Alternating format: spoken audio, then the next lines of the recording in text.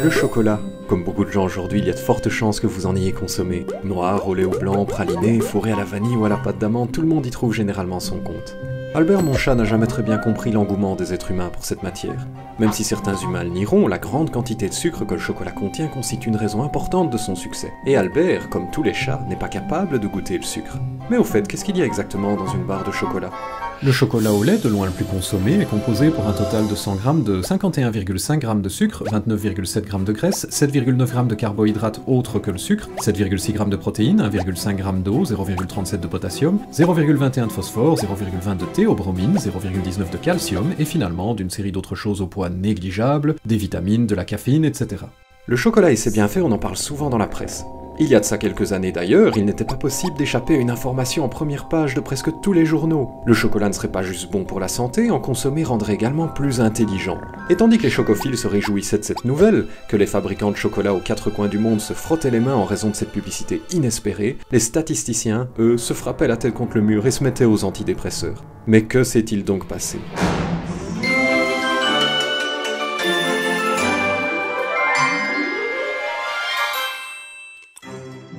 Si le chocolat est un produit dont beaucoup de gens raffolent, le papier de recherche qui a enflammé toute la presse il y a quelques années n'a jamais démontré que la consommation de chocolat rendait intelligent.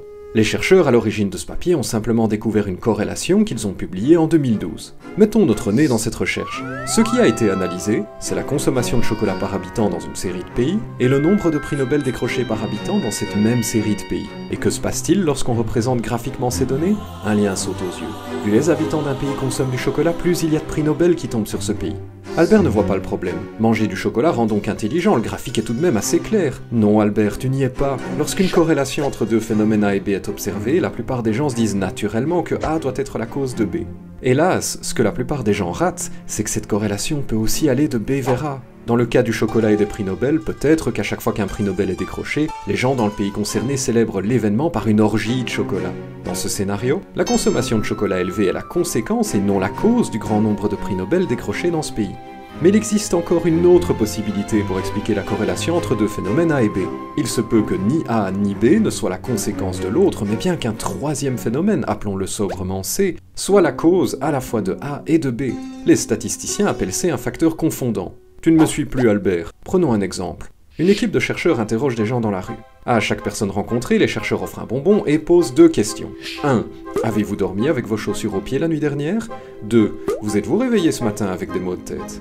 Après avoir assemblé des centaines de réponses, les chercheurs analysent les données récoltées et observent quelque chose de remarquable. Les gens qui ont dormi avec des chaussures aux pieds se sont presque toujours réveillés avec des maux de tête affreux. Pour les autres, ceux qui ont dormi sans chaussures, c'était beaucoup plus rare.